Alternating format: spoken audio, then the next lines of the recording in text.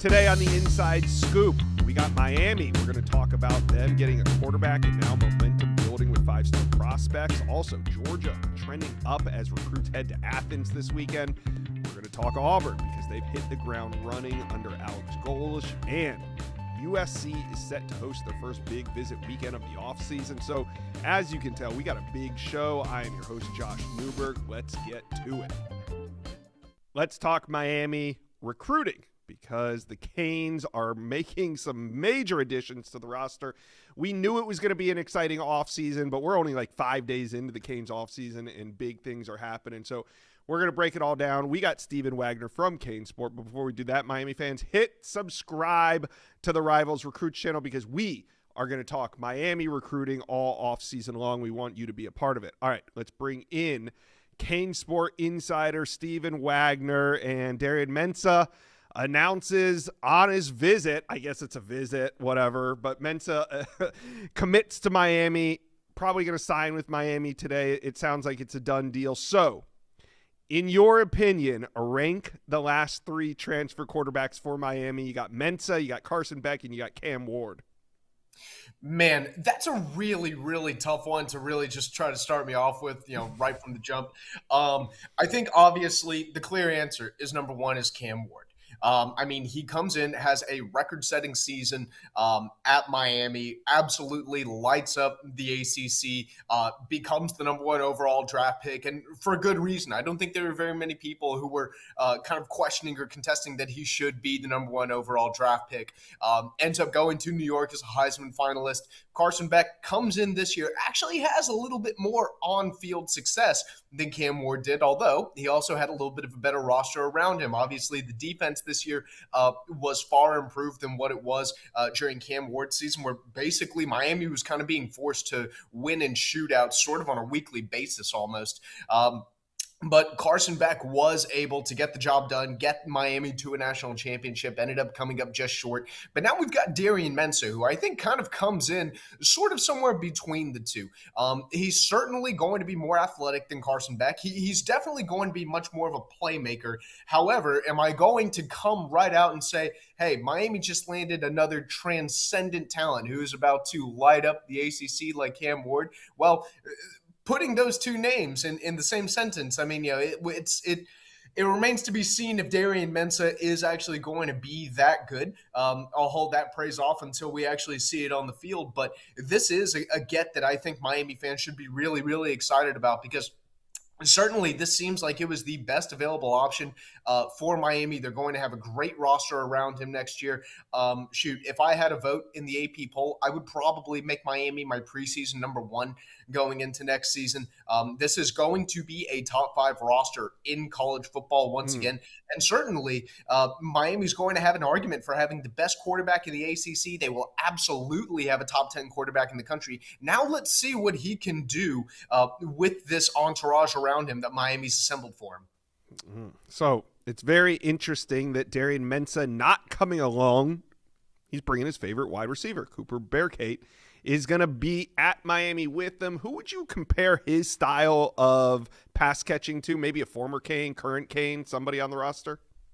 Man, that's a really, really great question. I was kind of trying to think, through some of these possible comparisons. I think kind of the best one that's really going to resonate with Canes fans is this is sort of, I think, the version of JoJo Trader coming out of high school that I think Miami fans thought they were ultimately going to get. Now, obviously, things didn't work out for JoJo at Miami. He's already transferred to NC State. It really, really touted prospect coming out of high school. Skill, it was never doubted that he was going to be uber talented, but he just kind of needed to put it all together. I think Cooper is the version of JoJo that I think a lot of Hurricanes fans thought they were ultimately going to get. I think for some of you old heads, I was sort of looking through some of some of his tape, and I was thinking to myself, man, he kind of reminds me of Jordan Shipley a little bit. He's a 6', 6'1" perimeter receiver who's not constantly just going to jump up and win these 50-50 balls, but he's going to separate really, really well, and he's going to catch the football. Mhm. And that's kind of what I mean. I remember Bill Belichick saying, that's kind of what he looks for in receivers. That's how he evaluates his receivers: is do you separate really well and do you catch the football? And he does that just as well as I think anyone in the country. He gives Miami a much needed second receiver on the perimeter, because now you've got Malachi Toney and Cooper Barcade on the edges. You've got 2,000-yard receivers who are going to be on Miami's roster. Off the top of my head, I can't think of another team that's going to have 2,000-yard receivers on their roster next year. Or receivers who recorded 1,000 yards in the 2025 season. I should probably clarify, but between Malachi Toney and Barcade, you've got to feel really good about that duo. And then you're hoping that, hey, just one of these other receivers that we brought in can really emerge as a elite third option. And, we're saying, okay, maybe Cam Vaughn, maybe Vandrevius Jacobs, who Miami added in the transfer portal. You're thinking maybe Joshua Moore, who is a top 50 prospect coming out of high school. Yeah, I'm not writing Joshua Moore off just yet. He could be the answer. One more year mature in the system, ready to go.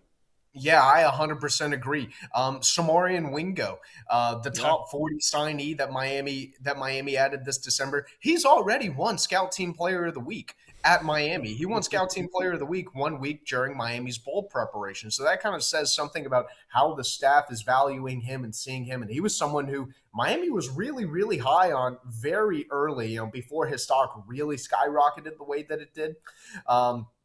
A couple other guys, I think, Milan Paris. He's another guy who's going to have really tremendous upside. Wouldn't write off Tyron Evans either, who's another receiver that Miami felt really, really good about whenever they brought him in as a true freshman. You're just hoping that one of this group of like 6 receivers is able to really step forward and emerge and establish themselves as the next elite guy in Miami's receiver room to kind of be that third option, because obviously Toney and Barcade are going to be kind of the 1 and 2 options. Yeah, carry the bulk of the production there. But I love how it complements what Toney does and still frees him up to be that big play opportunist, when the time arises. So now that the portal's kind of winding down, we're seeing Miami turn its focus to high school recruiting, and Miami ended the cycle with a ton of momentum, took that into the playoffs. It was after signing day, so you didn't really get to see how this momentum is going to pay off until now. Now we are entering the 2027 cycle. Guys are making it to campus. Miami's coaching staff can focus on the high school level. So that being said, early on, who are some of the big names you feel Miami is in good shape with? Well, obviously, the clear answer is going to be Mark Matthews. That's going to be the easy first one to just throw out there. I feel really good about Miami's position for him early. There's a bunch of other schools that are going to be in the mix. Ohio State and Texas A&M are another couple of schools that we're going to be watching pretty closely, I think, kind of through this process. Ohio State has obviously recruited St. Thomas Aquinas very well, but he is the highest-ranked offensive lineman to be in Miami's recruiting pipeline here in South Florida. I mean, really, since for as long as I can remember. I can't remember there being another offensive lineman who was as highly touted. I don't think that there's any way that Mario Cristobal and Alex Mirabal are going to let Mark Matthews end up somewhere else. I think Miami is going to zero in on him, and ultimately, at the end of the day, they're going to find a way to get this thing done. Now, that being said, Matthews isn't in a rush. He's going to take his time. He's going to let his process play out. But I think that in the end, Miami is going to find a way to get this thing done. Another guy who we're going to be keeping a really close eye on is going to be top 10 prospect David Jacobs, out of Roswell, Georgia.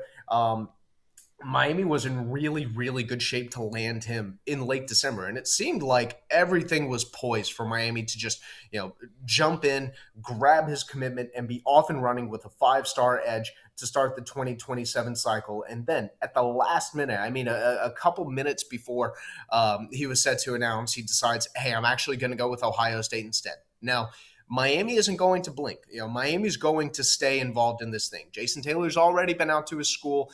He was able to meet with DJ. He was able to meet with his head coach. They had some very extended conversations. I think that Miami will be in this thing for quite a while. A couple of running backs, Kimon Spell, Elijah Kimball. Those are going to be guys that the Hurricanes are going to be after. David Gabriel Georges too. They're really going to seek that high 4-star, 5-star talent.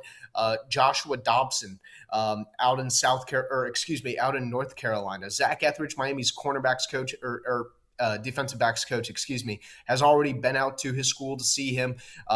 Easton Royal, that's a name that Miami's continued to have some sort of communication with. Same with Monshun Sales out in Indianapolis. Really, man, you look down this list of really, really top prospects just in the top 50. And it feels like Miami's giving themselves a shot with all of these different guys. Nick Lanier at Miami Carroll City. Let me ask you about no-cut Nick real quick, because to me, it's great that they're out in front for Mark Matthews, but that's kind of been the outlier for Miami ever since Mario Cristobal has arrived. They're going to get top offensive linemen. That's no question. But there's so much talk about Miami being back, and I don't just mean on the field, and I mean off the field in South Florida, making it cool again for some of these guys like a Malachi Tony. And, maybe you can credit Malachi Tony for this, but to me, Nick Lanier is maybe the measuring stick of where the Canes are when it comes to their clout on the recruiting trail. Because to me, he's kind of like a Jeremiah Smith. This is a type of guy that gets out of state. 5, 6, 7, 10 years ago, there's no doubt this guy's leaving the state of Florida. Now, the question is, where is it to? But now, with Miami in the position that they are, do you feel like Nick Lanier is sort of that measuring stick for Miami this cycle?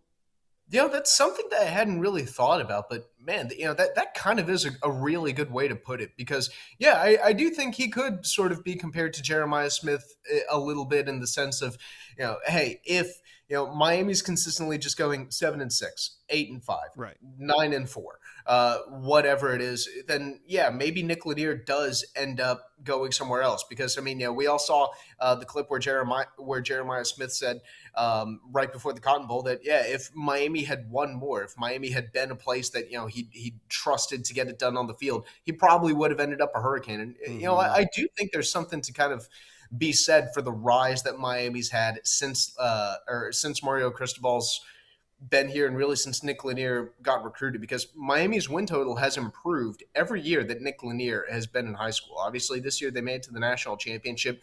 The year before that, they won 10 games. The year before that, they won 7 games. And the first year that Cristobal was here, they won 5 games. So I definitely think that there is something to kind of be said for that, because you're right. If Miami's kind of continuing to struggle, I think that Nick Lanier is probably a little bit more open. I think that would probably open the door for, an LSU, a Texas A&M, a Florida State, to kind of come in and really make a move for someone like him. But I do think that's a really good way to put it, Josh, and something I really hadn't thought of, quite honestly. Yeah, because Malachi Tony made an unpopular decision. He committed to Miami when they weren't on top. They weren't in the playoffs. Now, Nick Lanier, if he commits to Miami, that's not necessarily an unpopular decision, but it cracks the ceiling on what Miami's been able to do in state. So we'll see. We'll keep an eye on all these. Mark Matthews, Nick Lanier. Miami fans, you talk with us. You tell us who's the most important target on the board when it comes to 2027 recruiting. Comment section below. Let's talk Georgia. The Dogs are turning their focus to high school recruiting. They did some damage in the portal, but now it's time to focus on high school, and we got a big weekend on tap. So I got Chad Simmons, Director of Recruiting here at Rivals. We're going to break it all down, but first, Georgia fans, do me a favor. We're going to be talking Dogs recruiting all offseason long, so you might as well just jump on board right now and hit subscribe. All right, let's bring in Chad Simmons. And Kirby Smart and the staff are out recruiting 2027 right now. We see him on the road all over the place. Top 10 class early in the cycle. Dante Wright, DB, is the headliner. He's out of California, but Chad, there's sharks already circling around Dante Wright. How solid would you consider his commitment right now? Yeah, Josh. I mean, I think you mentioned they're off to a top 10 class, but they've already lost one commit. When guys commit this early, there's more time for other teams to change their minds and other coaching staffs. And Dante Wright is definitely one of the top cornerbacks in the country. Georgia has him committed right now from out there in LA, Long Beach Poly High School. And he was at Oregon here recently. He plans to visit Miami early in the spring. He'll be back at Georgia this weekend. Like, he says all the right things about Georgia. He loves Dante Williams, loves Kirby Smart being a defensive minded head coach. Obviously, Georgia produces players to the NFL. That's his end goal, is to be 3-and-out and drafted for the NFL draft. So, look, Georgia's still in a good place. They're still the top team for Dante, right? But this one, like you said, is a long way to go. He'll take his OVs, I think at least 3 with Georgia, Miami, and Oregon. I see Oregon as the biggest competition. Again, he's a West Coast kid, knows that staff very well, been there 4 or 5 times, but he says his mom and his family love Georgia as well. They'll be back in Athens this weekend for a multi-day trip to UGA. All right. Yeah, he's going to be a tough one to hold on to, but I think the Dogs can do it. So speaking of the Dogs recruiting, Athens this weekend, it's going to be hosting some of the top recruits, at least in the Southeast, maybe America. So who are some of the headliners you're hearing will be there? Yeah, I mean, just to throw out a few names. I mean, obviously Dante is one; he's committed, but yeah, he's like an uncommitted guy. They have to recruit, day by day. But some other national names. Obviously, they love to keep the in-state kids home, and there'll be some in-state guys there. But touching on national names, I mean, Kimon Spell, one of the top running back in the country, one-time Penn State commit, was back at Penn State last weekend with the new staff. They're pushing hard to get him back in the fold. When he visited Georgia for the first time for the Georgia Tech game, he came to Georgia as the number 1 school on his list. Told me that again about a week and a half, 2 weeks ago, back down at Miami Battle, the 7-on-7. We think right now it's very close between Penn State and Georgia. We think that's what will come down to in the end. So a big weekend for Georgia to kind of get Penn State back off his mind when he was there in Happy Valley last weekend. Another big tight end, Brock Williams from Illinois, making the trip down to Athens. It'll be maybe his 3rd or 4th time on campus. He loves Todd Hartley, loves how Georgia used that tight end in their offensive scheme. Saw him at Battle Miami as well. At that time, I thought it was kind of going to be a Georgia versus Ohio State. He made it out to Texas last weekend. It's now a 3-team race with Texas, Ohio State, and Georgia. The big thing about him this weekend is this may be his last visit before he makes that decision. He wants to commit either in late February or early in March. So Georgia may get the last time to impress one of the top tight ends in the country. I think a guy that loves Georgia and Georgia loves him is linebacker Noah Glover. He'll be back down to Athens, I think, for the 3rd time. Linebacker in Virginia. Glenn Schumann saw him the first day he was on the road this month in January. He's a high priority for Georgia. A lot of schools are on his radar, Alabama, Clemson, so many others. But Georgia seems to be setting the pace right now. A couple of guys I'll mention, too, from South Carolina. D-lineman edge Seth Tillman, wide receiver Amari Patterson. I think both those guys are extremely high on the Georgia board. Both will be back in town this weekend as Georgia tries to make a push for 2 of the best in the Palmetto State. Yeah, we're going to be covering this heading into next week. It sounds like there's going to be a great group of recruits in Athens this weekend. Are they considering this Junior Day?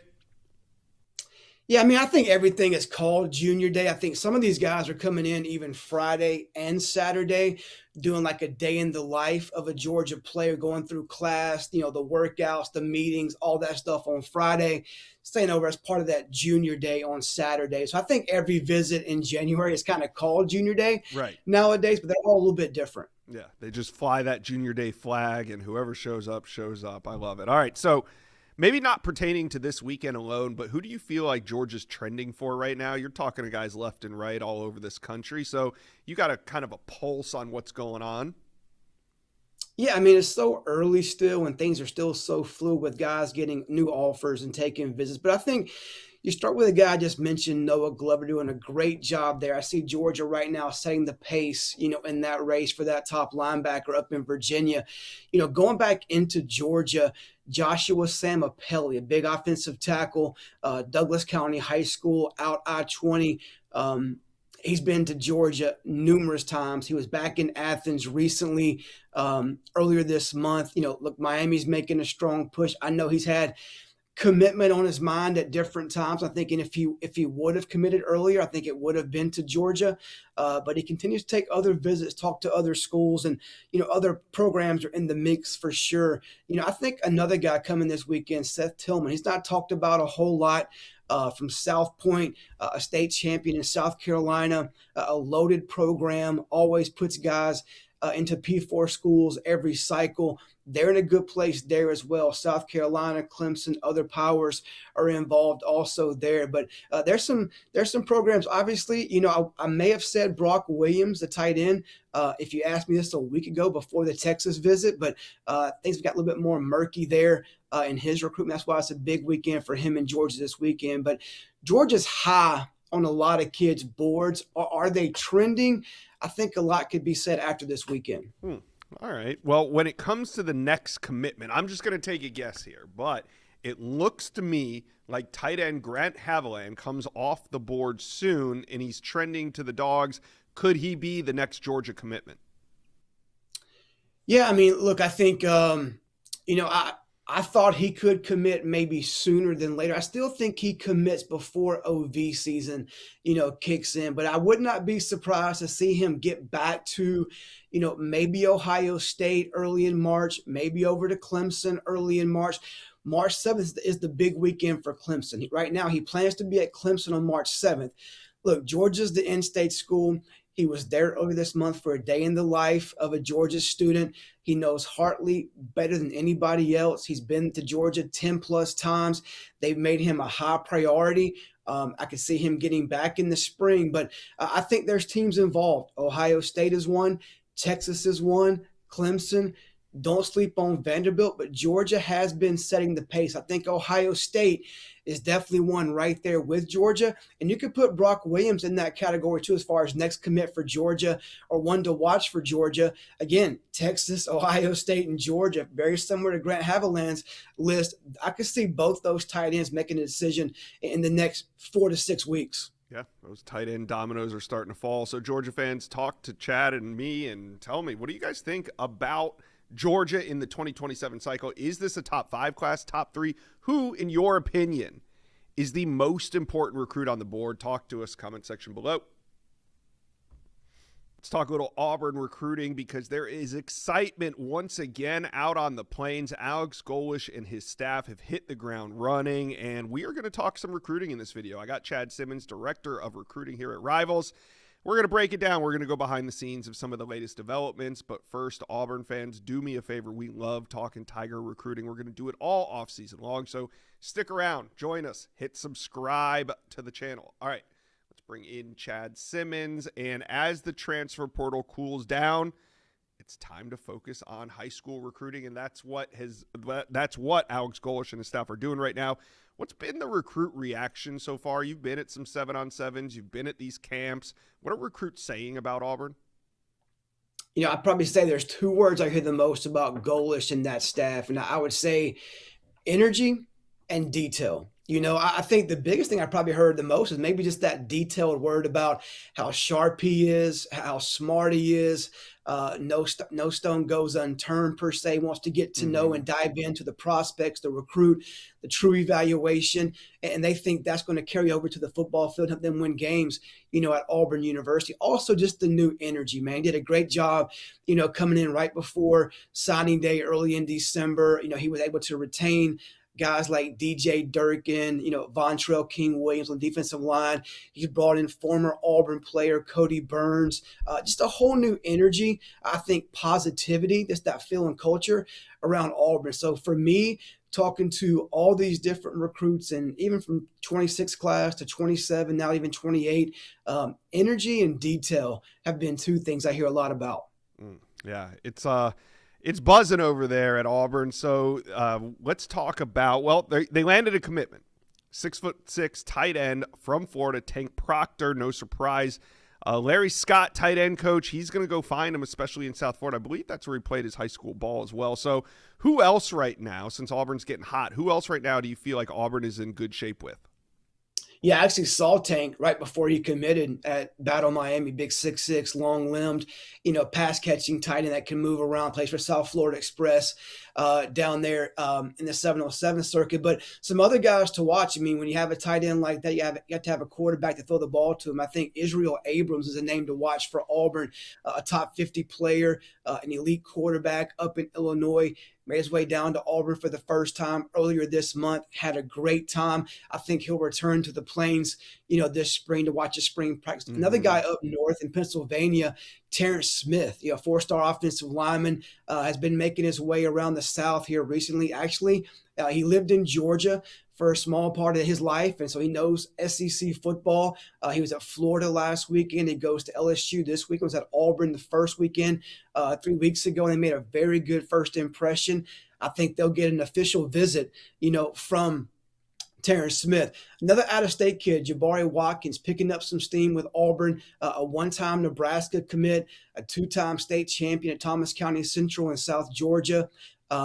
Loves the staff, loves Cody Burns, like the offense at USF that he thinks will carry over to the Auburn Tigers. And then I got to stop and leave it with an in-state guy who Auburn's been trending for with the old staff and once again with the new staff, and that's D lineman Donovan Moore, an elite D lineman out of Hueytown High School in Alabama. He is a high priority for that staff. And again, I mentioned Bonstro King Williams being retained, by Goers. That was big in this recruitment. They have that relationship, that trust with each other. And I think it'd be a little bit of a surprise if Moore does not end up in this class down the road. All right. Well, speaking of in-state recruiting, since you mentioned it, how are the Tigers doing in-state? Does Alex Golesh and the staff resonate within the borders of Alabama? Yeah, they do. I think one thing I've picked up on is they're still kind of doing their homework to get to know, that they came from this staff, being USF, Florida heavy recruiting, portal guys with the Bulls at USF. So I think they're still trying to do their homework about, okay, does this guy fit? Or do you want him to play in our defense or offensive scheme? But I think there's 4 or 5 names that they've really kind of already circled to kind of go all in for. And obviously Donovan Moore is one. Another D lineman, Carlos May. He was there with Donovan Moore a few weeks ago at Auburn.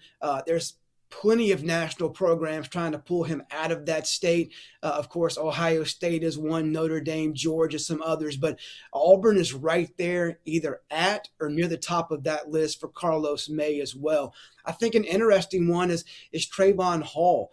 He's ranked down in the 3-star rank. I think you'll see his ranking ascend as he becomes seen more in the coming months. But he committed to Oklahoma, very early in the process. He's right there in Tuscaloosa at Central High School. He'll be at Alabama this week. He'll be at Auburn that first week of March as well. Auburn is pushing extremely hard to change his mind from Oklahoma. Speaking of Alabama, Jabarius Garrar. He's out there in Viger and Mobile, committing to Alabama early in the process. He's known as Chicken around the state of Alabama, and Auburn is going hard trying to get him on campus, trying to change his mind. He's been in communication with the Auburn staff. He knows the people there pretty well, get to know the new defensive staff overall, and obviously Golesh, the head coach, but he's also one to watch too. So I think there's 4 or 5 names that Auburn's definitely in there going strong for at this point. I think that list will grow. Another in-state kid, sort of, Jaden Appreciation Bailey, came from California, moved to Alabama just a year ago, now playing at Prattville High School, been to Auburn 4, 5, 6 times. The new staff got in to see him right away when they got on the road here in January. He's a guy, long, 6'1", 6'2", defensive back, versatile in the secondary. They've made a high priority, and Auburn's also high on his list. All right, well, Auburn fans, talk to us. How do you feel Alex Golesh and this new staff have done, not just in the transfer portal, but also early on at the high school level? What's your impressions of the staff? Talk to us. Let us know. Comment section below. We're talking a little USC recruiting here as the Trojans lock in not just the #1 class in America, also the #1 overall recruit in the 2026 class. We're going to break this down with national analyst Adam Gorney. But first, USC fans, do me a favor, hit subscribe. Hit subscribe to the best recruiting channel on all of YouTube, the Rivals Recruits channel. All right, let's bring in national analyst Adam Gorney. Now, USC with the number 1 class, and now Luke Wafel is the number 1 overall recruit in Rivals rankings. He jumps Jared Curtis and Jackson Cantwell to finish number 1 overall. So much to talk about when it comes to this 2026 signing class. Who do you love from this class that you think is going to make a big impact at USC? Yeah, let's talk Wafel first. I mean, just an incredible performance at the Navy All-American Bowl. Very, very Aiden Hutchinson-esque, just dominant off the edge, just more physical than everybody, and was so consistent all week that we moved him up to number 1 in the country, and very well deserved about that. I mean, it's easy to say Mark Bowman. If USC throws him the ball, he's going to catch a lot of passes and remind a lot of people of, I don't want to say Brock Bowers, but very similar playing styles. And he just catches everything, gets open. And in modern days offense, none of those, all those elite receivers really got the credit they deserve because they spread the ball around so much and ran it so often. But he's really, really special. And I think Booby Feaster could be a guy that really, really excels in Lincoln Riley's offense too. So you go down the line of a really drama-free recruiting class, and there is a lot of talent here for Lincoln Riley to use. There really is. I'm fired up to see some of these freshmen make an immediate impact. I love it. Booby Feaster, Mark Bowman. There is some talented playmakers heading to USC this offseason. All right. So that being said, USC now starts building their 2027 class this weekend. Trojan Olympics, that's the name for their big junior day event. So who are some of the headliners you're tracking?